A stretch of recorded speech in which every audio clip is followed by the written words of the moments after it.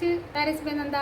So ഇന്നത്തെ video പുറകിൽ കുറച്ച് പെട്ടി കാണുന്നില്ലേ, അതെ ഇന്നൊരു പാർസൽ പാക്കിംഗ് ആണ്. ഒരു പാർസലല്ല, ഒരുപാടധികം പാർസൽസ് ഉണ്ട്. എൻ്റെ MBA കോഴ്സ് കംപ്ലീറ്റ് ആയിട്ട് കഴിഞ്ഞു. എനിക്കിനി ഹിമാചലിൽ നേരെ കേരളത്തിലേക്ക് പോകണം. അതിനു മുമ്പ് ഇവിടുന്ന് പെട്ടിയും കിടക്കുകയും അങ്ങനത്തെ കുറച്ച് കാര്യങ്ങളുണ്ടല്ലോ, അതൊക്കെ പാർസൽ ചെയ്യണം. അല്ലാതെ നമുക്ക് ഈ ഫ്ലൈറ്റിലും ട്രെയിനിലൊന്നും എടുത്ത് കൊണ്ടുപോകാൻ പറ്റില്ലല്ലോ. സോ ഇന്നത്തെ ഈ ഒരു വീഡിയോ എന്ന് പറയുന്നത് ആ ഒരു പാക്കിംഗ് വീഡിയോ ആയിരിക്കും. ഒരു ദിവസം കൊണ്ട് എനിക്കിത് ചെയ്ത് തീർക്കാൻ പറ്റത്തില്ല. സോ ഓരോരോ ദിവസങ്ങളിലായിട്ട് ഞാൻ ഓരോരോ രീതിയിൽ പാക്ക് ചെയ്യുന്നതായിരിക്കും നിങ്ങൾ കാണാൻ പോകുന്നത്. അപ്പോൾ എങ്ങനെ നമുക്ക് തുടങ്ങാം. സോ ഇതാണ് എൻ്റെ ഫസ്റ്റ് പെട്ടി. ഇതിൽ ഓൾമോസ്റ്റ് ആ സാധനങ്ങൾ വെച്ചിട്ടുണ്ടെങ്കിൽ കുറച്ച് സാധനങ്ങളൂടെ എടുത്ത് വെക്കാനുണ്ട്. അപ്പോൾ അത് ഞാൻ ചെയ്തുകൊണ്ടിരിക്കുകയാണ്.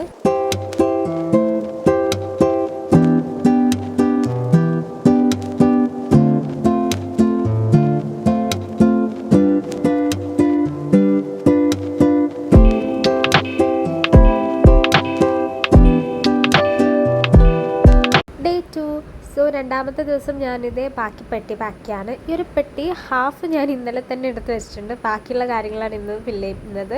നമുക്ക് ഈ വിൻ്റർ ക്ലോത്ത്സ്, അതുപോലെ തന്നെ ബ്ലാങ്കറ്റ്സ്, അങ്ങനെ അത്യാവശ്യം സാമഗ്രികൾ ഉള്ളത് കൊണ്ട് തന്നെ എനിക്കൊരു 4 പെട്ടി വന്നിട്ടുണ്ട്. ആദ്യത്തെ ആ പെട്ടി കൂടാണ്ട് വീണ്ടും 3 പെട്ടി വന്നിട്ടുണ്ട്. സോ അത് ഞാൻ സെക്കൻഡ് പെട്ടി പാക്ക് ചെയ്തുകൊണ്ടിരിക്കുകയാണ്. ഇതിന് അത്യാവശ്യം പോറലൊക്കെ ഉള്ളതുകൊണ്ട് നമ്മൾ നല്ലോണം റാപ്പ് ചെയ്തെടുക്കണം. ആൻഡ് മൂന്നാമത്തെ പെട്ടി ഞാൻ പാക്ക് ചെയ്യണം. അതിൽ ഈ 2 ബ്ലാങ്കറ്റ്സും പിന്നെ എൻ്റെ ഒരു പഫർ ജാക്കറ്റും ചില സാധനങ്ങളൊക്കെയാണ് ഞാൻ വെച്ചിട്ടുള്ളത്.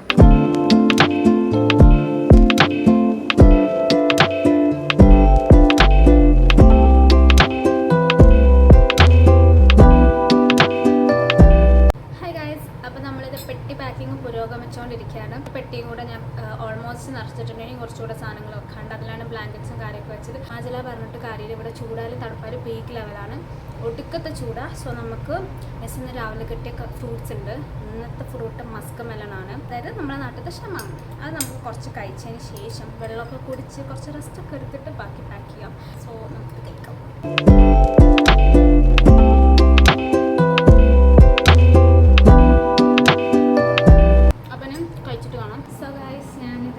കുറച്ചുകൂടെ ഡ്രസ്സ് വെക്കാമെന്ന് വിചാരിച്ചത്. അപ്പോഴാണ് ഒരു സാധനം ഞാൻ കണ്ടത്, എൻ്റെ ബാഗ്. ഈ ബാഗ് ഞാൻ എടുക്കുന്നില്ല. ഞാനൊരു ട്രോളിയും സൈഡ് ബാഗും എടുത്തിട്ടാണ് പോകുന്നത്. കാരണം അധികം ലഗേജ് എടുത്ത് പോകാൻ എനിക്ക് വയ്യ.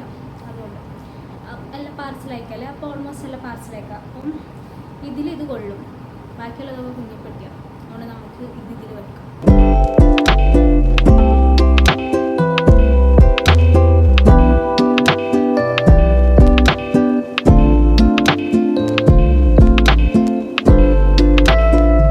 മൂന്നാമത്തെ പെട്ടി ഇത് നമ്മൾ പാക്ക് ചെയ്യാണ്. ഒറ്റക്കായതുകൊണ്ട് തന്നെ പാക്ക് ചെയ്യാൻ കുറച്ചധികം കഷ്ടപ്പെട്ടിട്ടുണ്ട്. അതിൻ്റെ മുകളിൽ കയറി ഇരുന്നിട്ടൊക്കെയാണ് ഞാൻ പാക്ക് ചെയ്യുന്നത്. ആൻഡ് പിറകിൽ നോക്കണ്ട, കുറച്ചധികം അലങ്കോലമാണ്. കാരണം മൊത്തത്തിൽ എല്ലായിടത്ത് വീട്ടിലേക്ക് അയക്കാനുള്ളതുകൊണ്ട് എല്ലാം മെസ്സഡായിട്ടാണ് ഉള്ളത്. കുറച്ച് നേരത്തെ കഷ്ടപ്പാടിനൊടുവിൽ ഞാൻ ആ പെട്ടി മൊത്തത്തിൽ പാക്ക് ചെയ്തു. ഇനിയിപ്പോൾ നമുക്ക് ബാക്കി പരിപാടി നോക്കാം. ഗായ്സ്, എൻ്റെ കാലം കണ്ടാൽ മനസ്സിലാവും ഞാനിങ്ങനെ ഉറങ്ങി എഴുന്നേറ്റിരിക്കുകയാണ്. അതെ ഗായ്സ്, ഉറങ്ങി എണീറ്റിരിക്കുകയാണ്. ഞാൻ ആ ഒരു വലിയ സഫാരീൻ്റെ പാക്കല്ലേ, അതെ അതിൻ്റെ ബാഗ് പാക്ക് ചെയ്തതിന് ശേഷം പിന്നെ ഫ്രണ്ട്സ് വന്നു, ഫുഡൊക്കെ കഴിക്കാൻ പോയി. ഞങ്ങളത് കഴിച്ച് പിന്നെ അങ്ങ് ഉറങ്ങിപ്പോയി. എന്താണെന്നറിയില്ല, ഇവിടുത്തെ ചൂടും കാര്യമൊക്കെ ഉണ്ടാകുന്ന തോന്നുന്നു. അങ്ങ് കിടന്നുറങ്ങി. ഇപ്പം എണീച്ചു.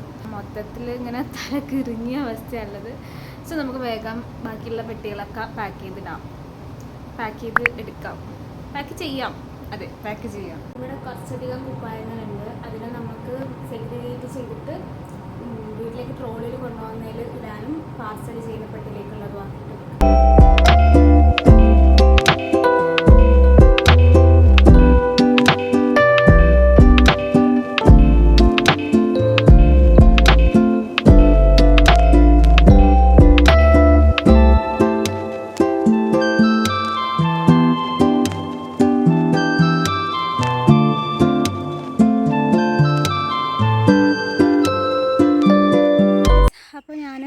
ഫ്രണ്ടും കൂടിയിട്ട് പെട്ടി ഹണ്ടിങ്ങിന് പോയതായിരുന്നു.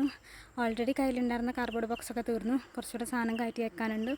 അപ്പോൾ പെട്ടി പരതാൻ പോയിട്ട് 2-3 ഷോപ്പ് കയറിയിട്ട് ലാസ്റ്റ് ഞങ്ങൾക്ക് പെട്ടി കിട്ടി. ശനി ഹൗസിലേക്ക് പോകാം.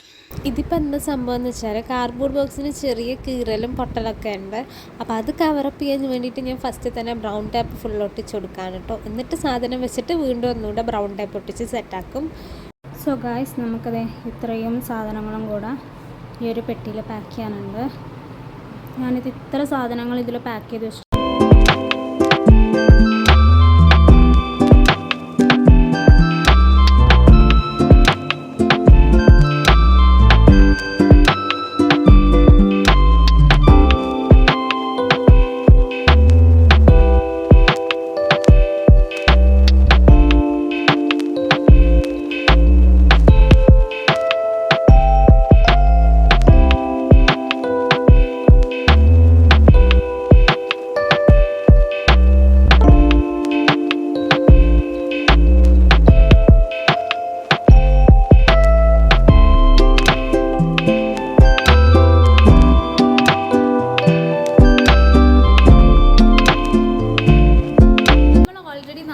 പെട്ടികൾ പാക്ക് ചെയ്ത് വെച്ചിട്ടുണ്ട്. അതിൽ ഒരു പെട്ടിയിൽ നിന്ന് പാർസൽ അയക്കാൻ പോയാലോ, ഇത് ഈ ഒരു കുഞ്ഞു പെട്ടിയാണ് പാർസൽ അയക്കാൻ പോകുന്നത്, ബാക്കിയൊക്കെ വലുതാണ്. അപ്പോൾ നമുക്കത് പാർസൽ ചെയ്യാനുള്ള രീതികളൊന്നും ആലോചിച്ച് ചിന്തിക്കേണ്ടതുണ്ട്.